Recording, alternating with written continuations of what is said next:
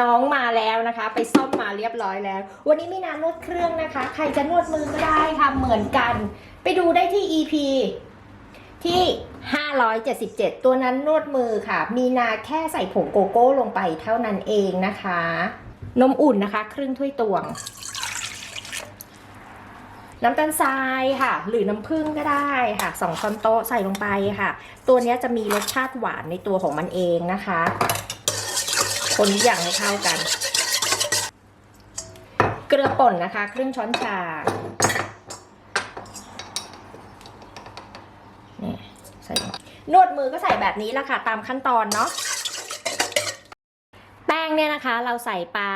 1 ถ้วยตวงกับอีกเศษ3/4 ถ้วยตวงนะคะถ้วยตวงที่มีนานตักเนี่ยมันยังไม่เต็มมันแค่ประมาณเศษ3/4 ถ้วยตวงนะ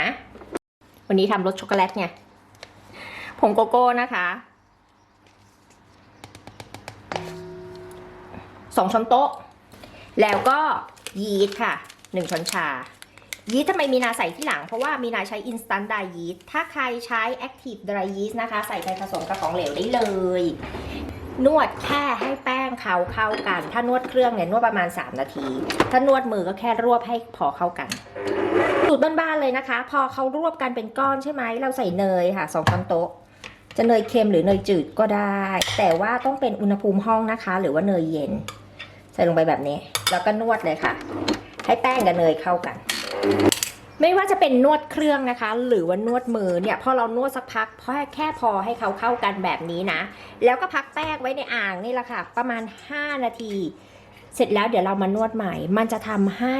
ขึงเป็นฟิล์มได้ง่ายขึ้นหรือมันจะทำให้แป้งเนี่ยยืดหยุ่นได้ง่ายขึ้นอย่าพยายามที่จะนวดสักทีเดียวนะคะไม่อย่างนั้นเดี๋ยวเครื่องพังนะพักไว้5 นาทีค่ะหลังจากเราพักแป้งแล้วนะคะเราก็จะนวดต่อนะคะอีกประมาณ5 นาทีถ้านวดมือก็นวด 3-4 นาทีเท่านั้นแหละค่ะเสร็จแล้วเราจะได้แป้งเนียนๆธรรมดานะคะมีน้ำไม่ขึงเป็นฟิล์มนะใครอยากจะขึงเป็นฟิล์มก็ขึงนี่แบบนี้นะคะแล้วเราก็จะพักแป้งนะคะให้ขึ้นเป็น2 เท่าพักมันตรงนี้แหละค่ะง่ายที่สุดในโลกแล้วพักแป้งนะคะให้ขึ้นเป็น2 เท่าหรือประมาณครึ่งชั่วโมงก็ได้ค่ะที่เมืองไทยเดี๋ยวเราจะทาเนยนะคะที่พิมพ์ก่อนจริงๆพิมพ์พวกนี้มันไม่ติดหรอกแต่ว่าอย่าเสี่ยงทาไปค่ะมันจะได้ออกมาง่ายๆจะเนยจืดเนยเค็มเนยขาวน้ำมันมาการีนทาได้หมดทาไปค่ะมันจะได้ลื่นออกมาพลัวตัวนี้ก็เช่นเดียวกันตัวฝานะคะพิมพ์ใครไม่มีนะคะมีขายที่เพจนะ430 บาทวันนี้มีนาจะใช้เทคนิคใหม่แป้งเขาขึ้นแล้วคือมีนาจะทานเนยแต่ละชั้นเลยไม่มานั่งรีดนี่นะคะเดี๋ยวเราจะโรยแป้งลงไปค่ะแล้วเราก็เอาขนมปังแล้วเนี่ยออกมารีดค่ะให้เป็นสี่เหลี่ยมผืนผ้าใครจะใช้เทคนิคการรีดครัวซองก็ได้แต่ว่าถ้าใครจะใช้เทคนิคแบบนี้แบบมีนานั้นก็ใช้ได้เช่นเดียวกันเทคนิคแบบคนตุรกีหรือใครจะใช้เทคนิคแบบจีนก็ได้เทคนิคแบบจีนคืออะไรเทคนิคแบบจีนก็คือเอาเนยละลายนะคะหรือน้ำมันผสมแป้งแล้วก็ทาระหว่างชั้นเข้าใจใช่ไหมมันก็ลอกได้เหมือนกันความหนานะคะอยู่ที่เราว่าเราอยากได้เนื้อขนมปังเนื้อบางเนื้อหนาขนาดไหนตัวนี้ไม่มีกฎตายตัวอยากได้เนื้อหนาขี้เกียจรีดฉันอยากลอกออกมาเป็นแผ่นหนาๆไม่ได้อยากลอกออกมาเป็นแผ่นบางๆก็รีดให้เขามีเนื้อหนานิดหนึ่งเท่านั้นเองแล้วเราก็ตัดแป้งค่ะเนี่ยมีนาก็จะรีดให้แบบเป็นแค่นี้เพราะว่ามีนาอยากได้ลอกมันเป็นชั้นหนาหน่อยเผื่อบางครั้งลูกชายก็จะเอามาทากับช็อกโกแลตกินดูนะคะเราจะตัดประมาณนี้ค่ะเหลี่ยมประมาณนี้เพราะฉะนั้นเราจะวัดก่อนเลยตัดเลยตัดยาวๆนี่นะคะมีนาจะได้9 ชั้นแต่ว่าจะเป็น9 ชั้นหนาๆนะแล้วตัวเนี้ยเราก็เอามาปั้นไว้แบบนี้เดี๋ยวเราจะมารีดใหม่ค่ะถ้าใครอยากได้10 ชั้น11 ชั้น12 ชั้นนะแล้วแต่เลยเนี่ยพอได้มาแต่ละชั้นใช่ไหมคะนี่คือจะหนาหน่อยนึงนะเห็นปะไม่เห็นอ่ะมันไม่โฟกัสเนี่ยค่ะมันจะหน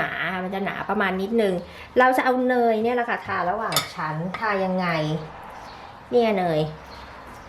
นยบอกไม่ได้นะว่าใช้เท่าไหร่ทาไปแบบนี้เลยค่ะเป็นเนยไม่ใช่เนยละลายเป็นเนยอุณหภูมิห้องที่สามารถเอามาทาได้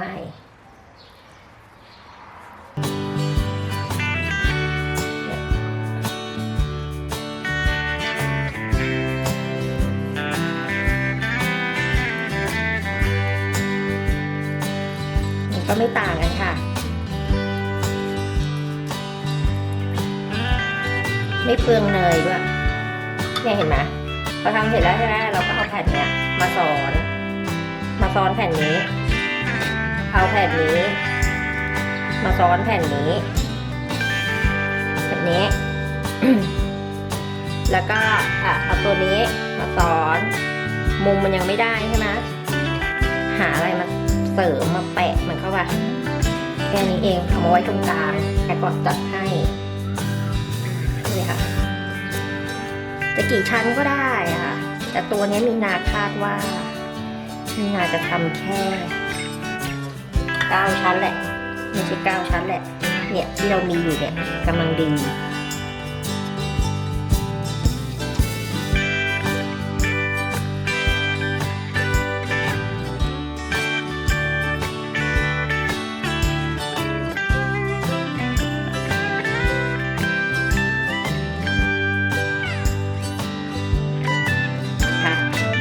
เสร็จแล้วเนี่ยแค่นี้ก็ขึ้นมาจะขึ้นพิมพ์แล้วเราก็เอาใส่พิมพ์ได้เลยค่ะมันก็จะเป็นชั้นแบบนี้ถึงมันจะไม่เป็นชั้นแบบนั่นก็เถอะมันก็คืออีกเทคนิคหนึ่งของเรานั่นเองของสไตล์แม่บ้านเพิ่มชั้นอะไรลงไปก็เพิ่มนะคะตัวนี้มีนาไม่เพิ่มแล้วนะมีนาก็จะปิดฝาค่ะแล้วก็เดี๋ยวเอาไปแช่ตู้เย็นเดี๋ยวมีนาจะเอาไปแช่ตู้เย็นนะคะสัก1 ชั่วโมงนะคะเสร็จแล้วเอาออกมาข้างนอกทิ้งไว้ให้เขาขึ้นเป็น2 เท่าอ่ะขึ้นประมาณเนี้ยก่อนที่จะถึงขอบประมาณเนี้ยแล้วเราค่อยอบกันทำไมต้องแช่ตู้เย็นคือต้องให้เนยเขาแข็งก่อนหน่อยนึงค่ะอันนี้คือเนยเขาเหลวไปไม่งั้นเดี๋ยวเนยมันจะไหลละลายออกมาข้างล่างนะไปค่ะแช่ตู้เย็น1 ชั่วโมงช่องธรรมดาอย่างที่บอกนะคะแช่ตู้เย็น1 ชั่วโมงเอาออกมาพักไว้ให้เขาขึ้นเป็น2 เท่าแบบนี้นะคะเดี๋ยวเราอบที่ไฟ170 องศานะคะไฟบนล่างไม่เปิดพัดลมนะคะอบ160ก็ได้ยาวไปค่ะจนเขาสุกนั่นแหละเดี๋ยวมาดูว่ากี่นาทีปิดฝาอบค่ะตัวนี้อบออกมาแล้วนะคะ30 นาทีอบออกมาแล้วจ้า30 นาทีคือยังร้อนๆอยู่นะคะแล้วมีนาก็เปิดออกมา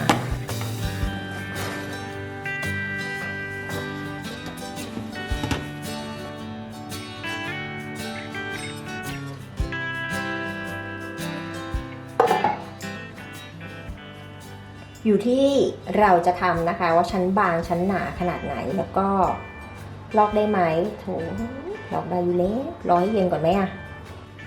ก่อนไปนะคะมีนาฝากกดไลค์กดแชร์แล้วก็ติดตามให้ก่อนนะคะแล้วพบกันคลิปหน้านะ